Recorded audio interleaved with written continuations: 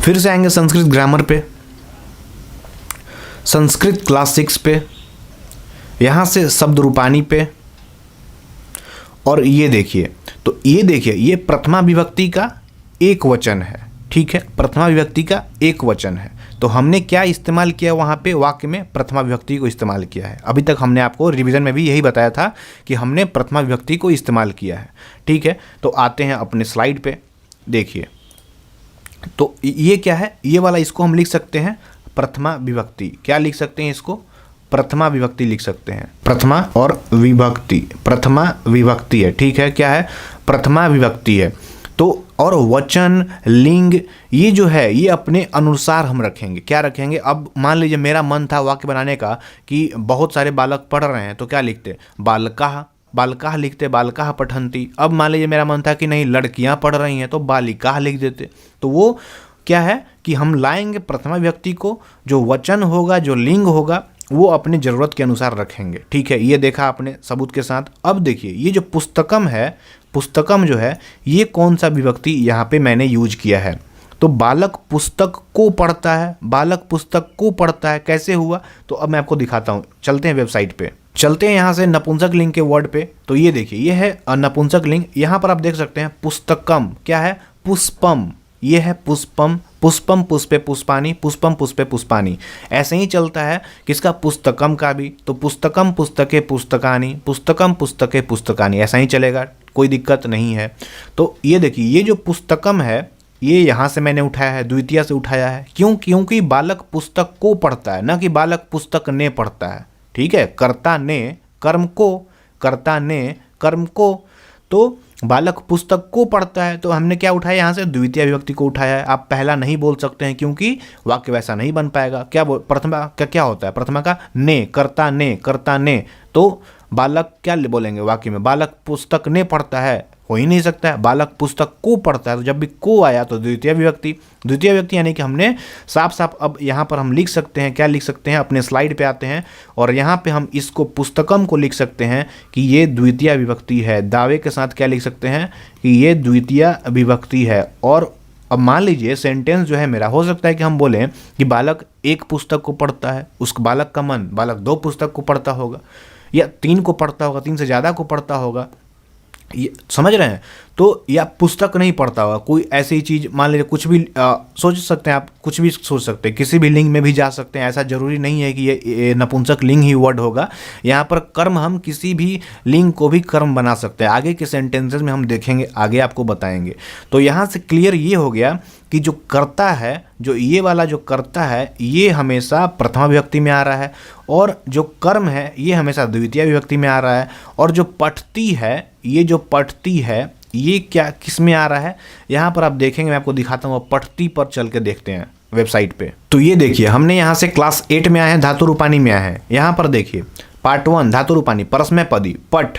तो ये रहा पठती, यानी कि ये परस्मय पदी से आया है। किससे आया, परस्मय पदी से आया। परस्मय पदी कैसे बनता है, तो भाई तो ये परस्मय पद प्रत्यय को लगाते हैं अगर हम धातु में, तो उस तरह से निर्माण होता है किसका, इसका, किसका, धातु रूप का, ये सब का। तो इसमें आपको ज़्यादा दिमाग नहीं लगाना है, बस इसको एक बार से मैं आपको बोल रहा हूँ डायरेक्टली, सिंपली आप इसको एक बार देख लीजिए, रट लीजिए, कोई दिक्कत नहीं है। उतना आपको डिटेल में जाने की जरूरत नहीं है। जब आप मान लीजिए कि फ्यूचर में कुछ भी अगर आप बड़ा डिग्री करते हैं संस्कृत में, तभी आपको कैसे ये सब हो रहा है तब आपको डिटेल में पढ़ने की जरूरत। अभी आप इतना समझ लीजिए कि ऐसे चलता है, पठती, पढ़ता, पठन्ति। तो ये जो पठती आ रहा है ये परस्मय पदी से आ रहा है, ठीक है, कोई दिक्कत नहीं है।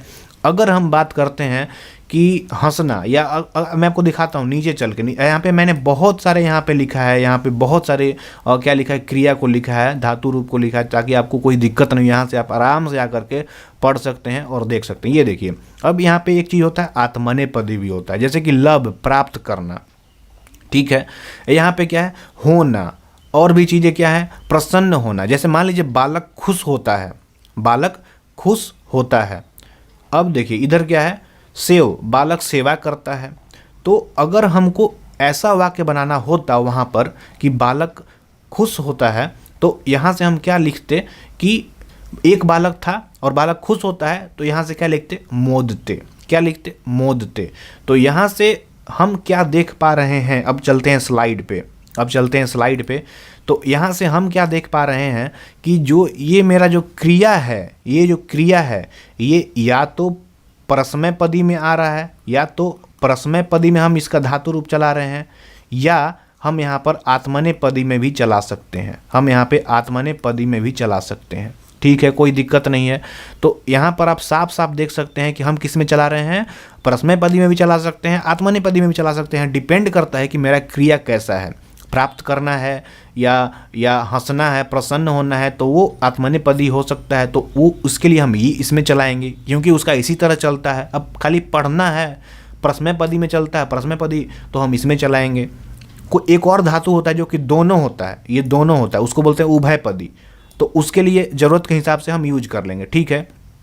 तो अभी तक आप क्या क्या देख पाए हैं, हमको ये बताइए। अभी तक आप ये देखे हैं कि हमने एक वाक्य बनाया जो कि बनाया बालक पुस्तक पढ़ता है, बालकः पुस्तकम पठति।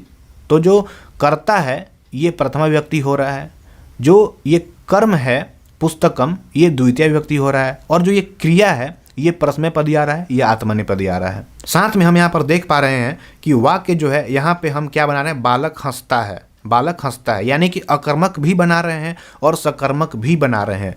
तो ये सब अब देखिए, यही बहुत इंपॉर्टेंट पार्ट है इस वीडियो का। तो अब देखिएगा बिल्कुल ध्यान से, क्योंकि ये बहुत ही ज़्यादा इंपॉर्टेंट पार्ट है इस वीडियो का, इवन पिछली वीडियो का, ठीक है। तो अभी तक हमने जितना भी पापड़ बेला है, जितना भी मैंने आपको पापड़ बेल करके ये सब चीज़ बताया है, ये ऐसे होता है, ये ऐसे होता है, तो ये सब कुछ का सिर्फ एक ही मकसद है कि ये सब जो आप पढ़ रहे थे, ये सब जो आप पढ़ रहे थे, ये सब जो आप पढ़ रहे थे, इसको हम बोलते हैं, क्या बोलते हैं, ये सब एक बोलने का तरीका है। क्या है, बोलने का तरीका है। तो ये क्या है, ये है एक्टिव वॉइस। क्या है, एक्टिव वॉइस। आप इंग्लिश में पढ़ते होंगे ना वॉइस, तो ये है एक्टिव वॉइस। क्या है, एक्टिव वॉइस।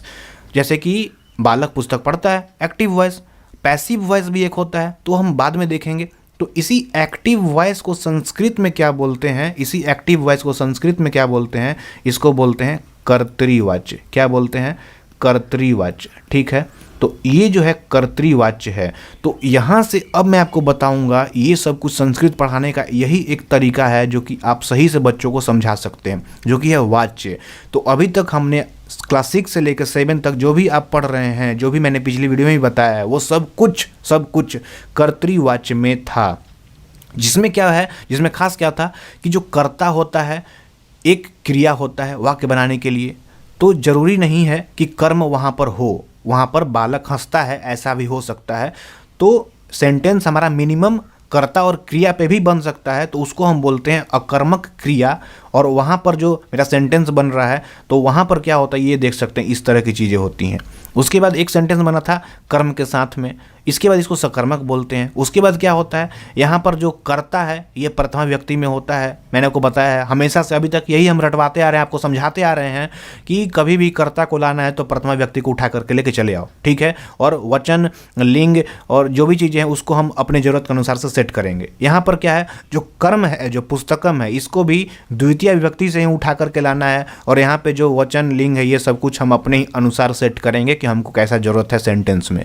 जो पढ़ती है, जो क्रिया है, ये क्या हो सकता है, परस्मयपदी भी हो सकता है, आत्मनेपदी भी हो सकता है, क्योंकि ये धातु पर डिपेंड करता है वो किस तरह का क्रिया है, ठीक है। उसको हंसना हो सकता है बालक को रोना हो सकता है बालक को, या बालक को बोल सकते हैं पढ़ना हो सकता है। सो गाइस, जितना आपने तो समझ लिया। अब हम इसी सेंटेंस को, बालक पुस्तक पढ़ता है, इसी सेंटेंस को हम आगे स्लाइड पर लेके चल रहे हैं और वहां पर आपको समझाते हैं एक और चीज।